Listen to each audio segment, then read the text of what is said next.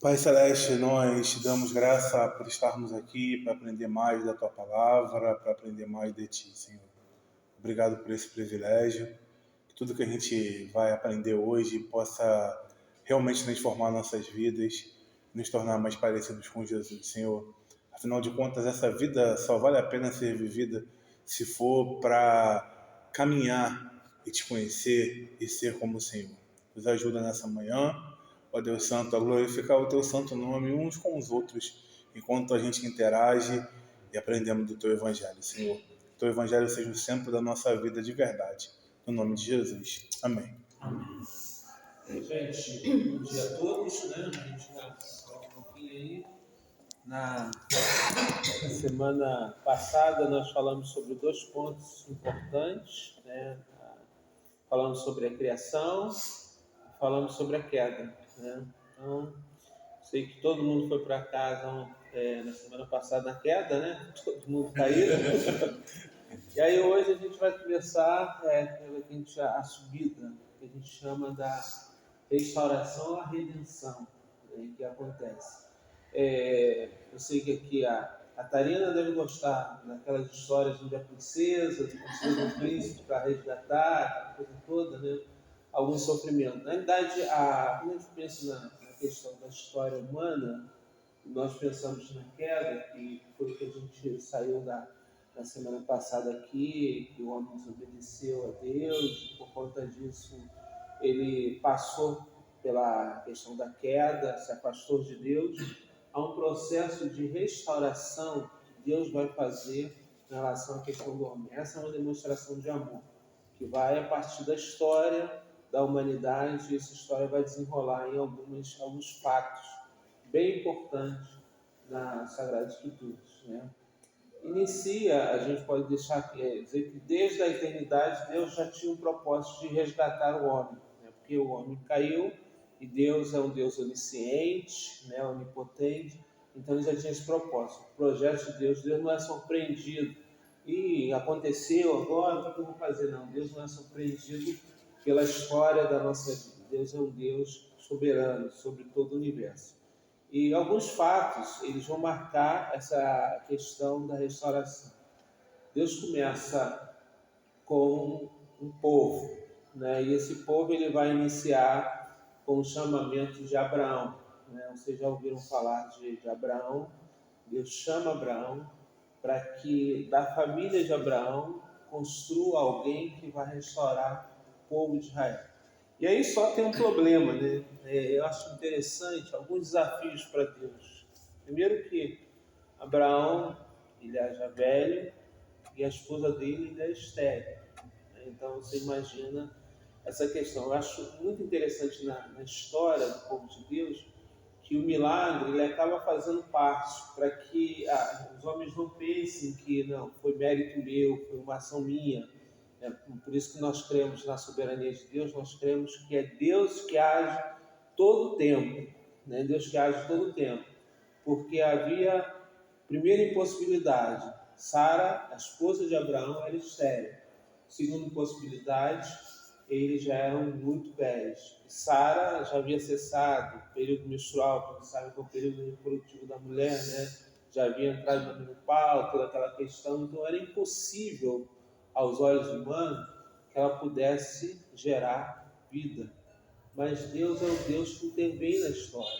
Ele intervém exatamente quando as questões estão impossíveis de acontecer.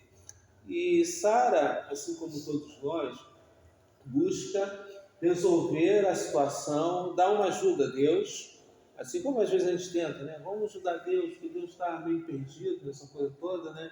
Então ela chega e tem lá uma serva, uma escrava. Ela fala, não, você ainda está beleza, né? Apesar de ser mais velho que ela, 10 anos, né? Mas o homem, a questão da reprodução do homem, ela acontece durante muito tempo. Eu conheci uma pessoa que 70 anos foi pai, né? Então o homem não perde, né? Se for questão saudável, ele não vai perder, diferente da mulher. E aí pegou a serva, que era H, falou, não, você deita com a minha serva, e aí a gente tem um filho, o filho fica sendo nosso, sei o que, é seu, né, meu, a gente pega né? Então, quer dizer, ela só trouxe problema para ela e para toda a humanidade. Que Deus queria exatamente da questão dela mesma, porque há um milagre, uma intervenção divina, uma ação divina. A redenção, ela faz parte de uma ação de Deus no meio da nossa história. É como se Deus visitasse o mundo. Deus visita fazendo coisas extraordinárias, das quais a gente não pode questionar e não pode dizer, não, isso foi uma ação humana, foi algumas ações humanas, foi eu. Então Deus visita, a redenção faz parte de uma ação divina somente. E aí Deus chega no tempo certo, nasce seu filho, né, Isaac, nasce lá de Abraão e Sara, né, mesmo Sara sendo estéril e já sendo velha, mesmo Abraão sendo velho, e nasce Isaac. Na história de Isaac, algo muito importante ainda acontece. Que Deus chega para Abraão, Isaac já está com uns 12, 13 anos talvez, né? Diz para Abraão, olha só, dá seu filho, aquele quem tu amas. Deus, algumas vezes, dentro da questão da história, parece que Deus quer aguçar algumas coisas que a gente sente, né? E saber se a gente realmente está disposto a entregar tudo a Ele. E por isso Deus chega e fala, dá Isaac, seu filho, a quem tu amas. Imagina Abraão fazendo isso, né? Ele certamente não contou para Sara. Eu imagino isso. Ou se contou, Sara deve ter ficado muito chateada, né? Não deve ter contado dias, coisas todas. Mas Abraão resolve obedecer a Deus. Abraão era alguém extremamente comprometido com Deus. Por isso é chamado pai da fé, alguém importante do cristianismo, né? E também do judaísmo, a gente vai ver isso. E ele vai obedece a Deus e vai com seus servos. Abraão era alguém muito rico, muitíssimo rico, né? E vai com seus servos, chega no lugar estabelecido por Deus, ele deixa os servos e vai só com o seu filho Isaac. A história, a gente pode imaginar um grande drama nessa história, tudo acontecendo. Isaac já adolescente, né, chega, pai, esqueceu de alguma coisa? Não, você está velho, esqueceu de alguma coisa? A gente está aqui com a lenha, a gente está aqui, né, coisa para fazer o fogo, tudo, mas está faltando o cordeiro. E Abraão, em vez de falar para Isaac que ele é o cordeiro, Abraão fala, Deus proverá. Eu penso que Abraão acreditava tanto em Deus, que sabia que ainda que Deus o levasse a matar Isaac, Deus haveria de fazer com que Isaac voltasse à vida. Embora a gente tem pouco histórico naquele tempo de pessoas que tinham voltado à vida, tinham ressuscitado. Mas Abraão cria num Deus que tinha todo o poder de fazer com que qualquer situação ela pudesse ser revertida, né? Então, Abraão amarra Isaac, coloca ele lá no local, levanta o cutelo, e aí Deus fala, Abraão, olha, ali está o cordeiro, a substituição. E essa história, ela é tão marcante, e é tão importante a gente conseguir entender essa história, porque essa história é exatamente o que Jesus veio fazer por nós. Jesus se torna o Cordeiro de Deus que vem substituir. Nós é que merecíamos estar lá, colocados no lugar, para sermos sacrificados, porque fomos nós que desobedecemos a Deus, fomos nós que desobedecemos. Os nossos pecados é que faziam separação entre nós e nosso Deus. Então Jesus é o Cordeiro de Deus que nos substitui. Lá ele assume todo o pecado por nós. Deus, claro, não permitiu, né, que Isaac morresse. Isaac teve lá os seus filhos, né, foi algo importante. Lá, e da geração de Isaac nasceu os filhos de Jacó, que era o escolhido de Deus, nasceu as 12 tribos, que a gente chama, né? Em Jacó, que o nome antes era chamado, o nome de Jacó era aquele enganador, né? O significado do nome era aquele que enganava, né? Porque Jacó foi enganado desde o início, né? No ventre lá, né, sua mãe, ele e seu irmão, né, Jacó e Esaú, os dois irmãos lá, Jacó, todos os dois querendo nascer, os dois gêmeos, né? Aí Jacó sai segurando o calcanhar de Esaú, né? Que não puxar assim como se querendo ser o primeiro. E depois tem aquele fato que nós conhecemos, onde ele é ajudado pela mãe, ele se passa pelo irmão para enganar Isaac em relação à bênção de Deus que vai receber. Então é um fato assim bem interessante, é receber a bênção de Deus. Até aí, está dando para vocês entenderem mais ou menos essa caminhada histórica? Uma caminhada longa, né? Mas é uma caminhada para a gente entender a questão da redenção, como o projeto de Deus se desenrola na história, esse projeto redentivo de Deus, tá? Ele se desenrola na história. Então Jacó é alguém que é o enganador, né? Mas ele é enganado pelo seu sogro Labão, enganado que é mais marcante é no dia do casamento, né? Ele trabalhou lá os 7 anos, combinou com o sogro de trabalhar os 7 anos para ter Raquel como sua esposa, né? Então, só trabalhar, ter Raquel como esposa. E aí bebeu bastante, né? E com véu, né? Colocava tudo. Quando ele percebeu, acordou de manhã, estava com Lia, que era irmã de Raquel. E aí foi lá falar com o sogro, né? Que havia sido enganado. Não tem que casar a filha mais velha, né? Depois que eu caso a mais nova, né? Então, aí ele trabalhou mais 7 anos, né? Para ter Raquel, e assim teve Raquel. Lia era alguém que a gente vê, né? A gente falando um linguajar bem claro para a gente entender, Lia era feia, Raquel era bonita, tá? Diz que os olhos de Lia. E então, Jacó, sabendo que ela nunca ia ter alguém que casasse, não, acho que chegasse, se lá casasse com ela preferiu enganar, né, Jacó para que pudesse casar com Jacó. Mas Lia era alguém apaixonada por Jacó. E ela tinha uma esperança muito grande de que Jacó fosse se apaixonar por ela. E havia uma competição, né? E aí, dentro da história de Deus, é muito interessante como as mulheres, elas são mulheres estéreis, né? A gente vai ver que as grandes mulheres da Bíblia, elas são estéreis. Isso para demonstrar que há uma intervenção de Deus na história. E a mulher, o que dignificava ela, era ela poder gerar filhos. Isso é que fazia a mulher importante dentro da sociedade, uma sociedade totalmente machista. Então, o que fazia com que a mulher se tornasse uma mulher importante, ela que ela pudesse gerar filhos. Então, Lia se valia disso, de poder gerar filhos para Jacó. E ela achava que nos filhos que ela fosse gerando para Jacó, Jacó de alguma forma pudesse se apaixonar por ela. Mas isso nunca aconteceu. Ela tinha um foco de conquistar Jacó pelos filhos. Mas algo importante que acontece na questão de Lia é que Lia, quando ela desiste dessa...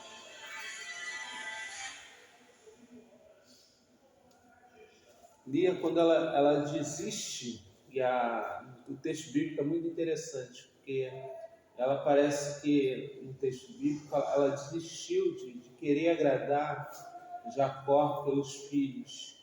E aí ela tem Judá. E a gente vai ver depois a história de Judá, que vai desenrolar na questão de Judá. Raquel teve 2 filhos, né? Um foi José, que a gente sabe da história de José. E o outro foi Benjamim. Benjamim não foi muito amado, porque, principalmente pro Jacó, porque no parto, né, Raquel morreu. Então, quer dizer, ele inclusive, aquele que tem a questão da tristeza, né, de ter, ele nasceu, mas a mãe morreu. Então, ele sabe toda essa história. Mas aí Deus vai desenrolar da história, a gente conhece a questão de José. As tribos, elas são preservadas dentro de cada tribo, a repartição da terra, toda aquela parte ali na Palestina, a repartição, eles mantêm fiéis a essa questão da terra. E da tribo de Judá nasce né, aquele que haveria de esmagar a cabeça da serpente. Interessante a gente pensar que Judá é filho de Lia, como se Deus estivesse restaurando até mesmo a questão de Lia em si, né? Então nasce ali a Deus fazendo isso. Em toda a história bíblica, a gente vai vendo a questão da redenção, desse propósito de Deus contigo. Aquilo que Deus fez, Ele não joga fora, Ele redime, que é a questão de nos redimir. Nós somos redimidos por Deus. E há um momento que a gente chama um momento clímax da história humana, onde Deus, antes Ele visitava através de atos, que eram atos marcantes, que aconteciam dentro da história, né? Nós vimos mulheres estéreis tendo filhos, né? Homens velhos já, e mulheres também velhas, estéreis tendo filhos, e vários outros acontecimentos, Deus direcionando, Deus levou o povo para o Egito, Deus foi lá, agiu, tirou o povo do Egito, levou o povo para a terra, Deus fez com que o povo que não tinha nenhuma experiência na questão de armamento vencesse exércitos grandes, grandiosos, essa intervenção divina. E aí Deus visita pessoalmente, através de seu Filho, o mundo, a humanidade. E o que é interessante, Deus visita através também de um milagre. A ação redentiva de Deus, a gente vai ver que ela é acompanhada por milagres, por situações que não dá para a gente dizer que foi uma ação humana, onde uma adolescente, né, que estava noiva com um jovem, ela fica grávida. E aí a gente poderia dizer, não, mas é muito natural, adolescente com um jovem ficar grávida. Mas da forma como foi, essa adolescente sendo virgem, isso é algo impossível aos olhos humanos. E precisava ser assim, para que o Filho de Deus visitasse o mundo, para que demonstrasse que não é uma ação humana, não é o homem tentando redimir a si próprio, porque o homem não consegue redimir a si próprio. As ações do homem na tentativa de redimir, elas são paliativas e elas, né, como foi a questão de Adão, a gente viu lá que Adão fez lá na sua roupa da figueira, né, das folhas da figueira, fez lá a roupa para si, mas elas não resolvem em si o problema. Mas Deus visita a humanidade. O que é muito importante a gente entender a humanidade, Deus submete todas as questões da humanidade. Ele nasce. Deus poderia aparecer, mas ele nasce, né, na barriga de Maria, e ali, sem uma ação de José, a gente vê, porque Maria estava virgem, e ali Jesus é concebido como obra do Espírito Santo. Então, essa é a questão que a gente vê. O processo redentivo de Deus chega ao momento clímax, onde Deus visita o mundo, mas aí precisa ainda desenrolar a história em si. Jesus nasce de uma forma que a gente fala milagrosa, né? Ele nasce de uma forma milagrosa, porque vem de uma virgem. Depois, o que acontece? Jesus escolhe pessoas, e essa questão são os discípulos. Durante os 3 anos intensivos de ministério, ele prepara essas pessoas para que elas falem do Evangelho, para que elas façam com que o nome dele seja conhecido em toda a face da terra, e o nome de Jesus chegou até aqui. Mas Jesus também tem um propósito em relação à nossa redenção, um propósito direto. Então, assim como havia o sacrifício, lembrando aquele primeiro sacrifício que aconteceu lá em Gênesis, no capítulo 3, em que Deus mata o cordeiro, na Páscoa havia essa repetição, porque o povo, para que ele pudesse sair lá do Egito, você lembra que José levou o povo do Egito, né? Então, o povo, para que eles pudessem sair do Egito, o que Deus fez? Deus fez com que houvesse as 10 pragas. A última praga foi a morte do primogênito. O povo de Deus, o povo de Israel, precisava matar um cordeiro, fazer um churrasco ali, eles se alimentarem do cordeiro em si, né? Então tiveram churrasco, se alimentaram do cordeiro, e depois o que acontece? Pega o sangue do cordeiro e ali mancha, né, ou passa nas portas para que o anjo da morte não visite aquele lugar. Isso tudo apontando para Jesus. Jesus vem E na Páscoa, ele cumpre exatamente isso. Ele se dá, ele se entrega.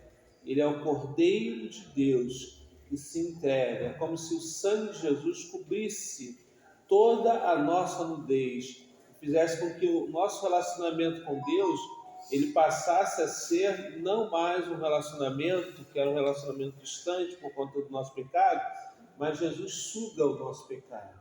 E lá na cruz acontece algo que é muito importante, quando Jesus chega para Deus e fala: Deus meu, por que me desamparaste? Nesse momento, Jesus se veste de pecado, pega o pecado de todos nós. Por que não podia ser eu? Por que não podia ser o Cláudio? Porque nós temos pecados, a gente não pode pegar pecado de outras pessoas, porque quem vai pagar o nosso pecado? Então, assim como Deus, e lá no início, Deus fez Adão como o primeiro homem, Jesus é aquele que nós chamamos do segundo Adão. O apóstolo Paulo diz que é o segundo Adão. É como se em Jesus tivesse a recriação de Deus para o universo. Se o primeiro Adão, pela desobediência dele, fez com que todos nós, geneticamente, tivéssemos a herança do pecado, o segundo Adão traz para nós a vida eterna, porque ele foi obediente em tudo, obediente até a morte, e morte de cruz. Gente, falei pra caramba, né? Então, agora eu queria saber para vocês assim, se tem alguma dúvida, alguma pergunta. Eu resolvi ir direto, né? Até aí tem essa questão, se vocês conseguem entender todo esse processo redentivo, como isso acontece, como se encaixa as questões hoje. Eu me lembro que eu estava conversando com uma pessoa, isso há muito tempo atrás, e ela falava, eu não entendo como o pecado de Adão pode fazer diferença em nós hoje. Então eu falei para ela, olha, a gente, muito fácil da gente conseguir olhar para o mundo e perceber que existe alguma coisa errada nesse mundo. A gente vê uma mulher capaz de botar um veneno, né, na comida de um enteado para matar um enteado. A gente vê tantas coisas acontecendo no dia a dia, tanta violência, tantas questões. A gente olha para isso e a gente não tem dúvida que existe algo de muito errado diante da humanidade, diante do homem em si. E a gente entende que somente Jesus é capaz de modificar, é capaz de transformar as vidas e é capaz de fazer com que as pessoas sejam diferentes. Nós somos diferentes não pelo nosso mérito, mas pela ação de Jesus na nossa vida. Ok? Beleza, gente? Tá? Todo mundo entendeu? Alguma pergunta? Não? Nenhuma pergunta? Assim, a respeito, porque a gente sabe que tem muito da história, ela começa lá de Gênesis, né? Ela começa da criação, como o senhor acabou de falar, aí da criação vem a queda, e depois vem a redenção, até quando nós vamos chegar à redenção e depois a transformação. E às vezes muitos pregadores pregam assim a respeito, que falam assim, o propósito de Deus foi com, o senhor falou José, foi com Abraão, mas esquece que mesmo aqueles que não é chamado pelo propósito, mas Deus ele tem uma solução para aqueles outros. Por exemplo, Jacó e Esaú. Deus também falou que de Esaú também se tornaria uma grande e poderosa nação, né? E depois é chamado de Edom, que ele torna o pai dos Edomitas. Deus também tem um propósito na vida desses que não é relacionado com José e com Jacó. Jacó, trapaceiro, em outras palavras, como você falou que era enganador. Depois Deus mudou o nome de Jacó para Israel, que daí vem a nação israelita, né? Vem israelita, que de Lia nasce Judá, que Lia também não era, porque Raquel é a mãe de José e de Benjamim. Mas Lia, o senhor acabou de falar, nasce Judá, que vem a linhagem de Jesus Cristo, né? Do Messias, não é isso? Então, aí muitos pregam que acham que só Deus, que Deus o propósito era com Abraão, era com Isaac, aí esqueceu era com Jacó, mas esquece aqueles que estavam sendo descartados da história, mas na realidade eles não são descartados. Deus tem um propósito para cada vida. Deus, essa é a grande questão, né? A soberania de Deus, Deus não é surpreendido dentro da história. Né? E as coisas, às vezes, por exemplo, algumas pessoas, né, digamos, a questão de Lia, a gente vai ver, por exemplo, dentro da história ainda a gente vai inserir a questão de Betseba, né, que se torna uma pessoa muito importante, né? A gente vai inserir a questão de Ruth, né, que é também uma moabita. A gente vai inserir, são pessoas que dentro de uma visão humana, a gente diria que são pessoas extremamente desprezadas dentro da sociedade. Por exemplo,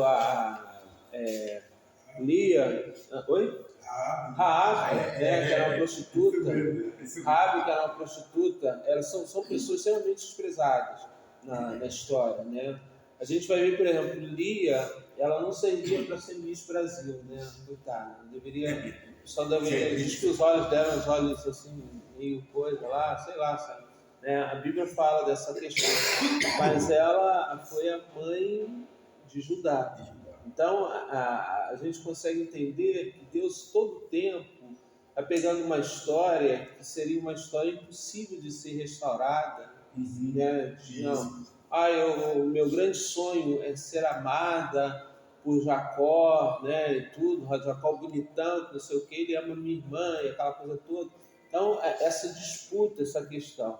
Quando a gente muda o nosso coração, se você ler a história de Lia, no nascimento de Judá, é como se ela estivesse mudando, porque os filhos, ela chega assim, eu vou ter esse filho, porque com esse filho eu vou ser amada por Jacó. Com Judá ela faz diferente, ela não tem mais esse pensamento na questão de Judá, ela já começa, já entrega a Deus, então Jacó se torna uma pessoa muito importante dentro da questão do cenário. Então Deus, cenários que são cenários totalmente destruídos, Deus restaura esses cenários mostrando o seu poder, mostrando a sua autonomia. Isso é exatamente para mostrar que nós não podemos restaurar os cenários. Lia não podia, né? Talvez a oração dela todo dia, né, era fazer alguma coisa que ela pudesse se tornar uma pessoa muito linda. Não foi isso que Deus fez.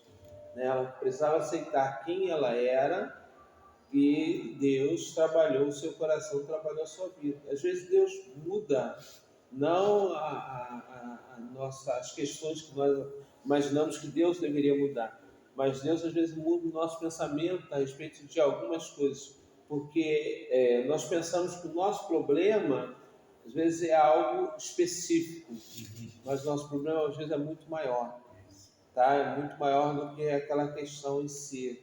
Né? E a gente é jogado diante disso. Então Deus aponta para nós qual é a nossa dificuldade e Deus nos restaura da nossa dificuldade e Jesus se torna a grande solução para a nossa vida, para o nosso viver. Ok? Alguma pergunta mais? Não. Podemos passar para o segundo ponto? Tá? Então vamos passar para o segundo ponto, né? Que o Nilson vai trocar de lugar contigo. Que ele possa conduzir, ele só vai orar antes, a gente está orando para a gente passar